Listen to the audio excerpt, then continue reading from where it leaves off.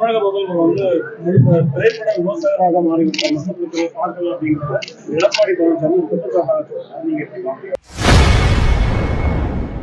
முதல்வர் ஸ்டாலின் திரைப்பட விமர்சகராக மாறிவிட்டதாக கூறிய எடப்பாடி பழனிசாமி கருத்து குறித்து செய்தியாளர் எழுப்பிய கேள்விக்கு திமுக எம்பி கனிமொழி பதிலளித்துள்ளார். திரும்ப திரும்ப மொழி திணிப்பில் ஒன்றிய அரசாங்கமும் பிரதமர் அவர்களும் முனைப்பு காட்டி வருகிறார்கள்.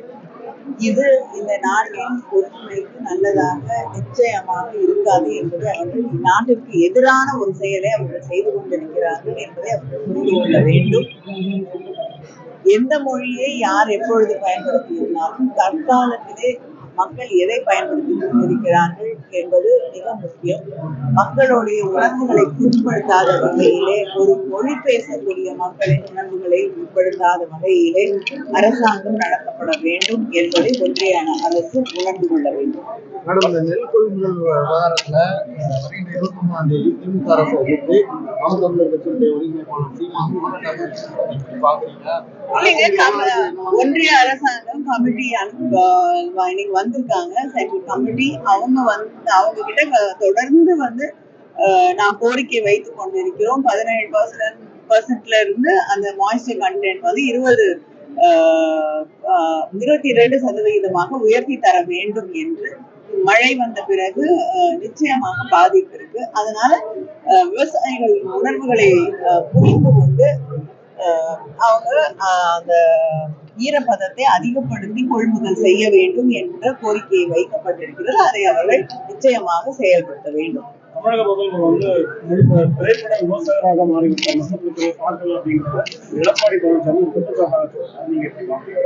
மக்கள் பிரச்சனைகளை பார்க்காமல் இவ்வளவு ஒரு நல்ல ஆட்சியை யாரும் நடத்த முடியாது. ஒரு திரைப்படத்தை பார்ப்பதனாலேயே மக்களை பற்றி கவலை இல்லை. ஏன்னா மக்களுடைய கவலைகளை, அவர்களுடைய வாழ்க்கையை வெளிப்படுத்துவதுதான் திரைப்படங்கள். சில திரைப்படங்களாவது, எல்லா படங்களும் இல்லைன்னா கூட.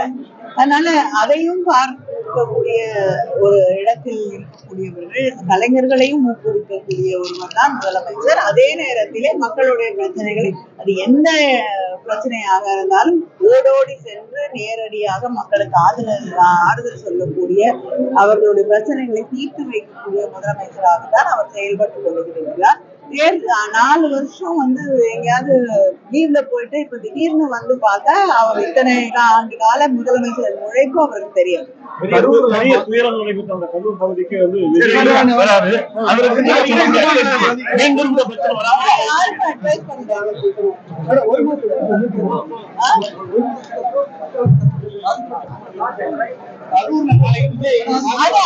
அவங்க கட்சி அவங்க நடத்துறாங்க, அவங்களுக்கு தெரிந்த விதத்திலே.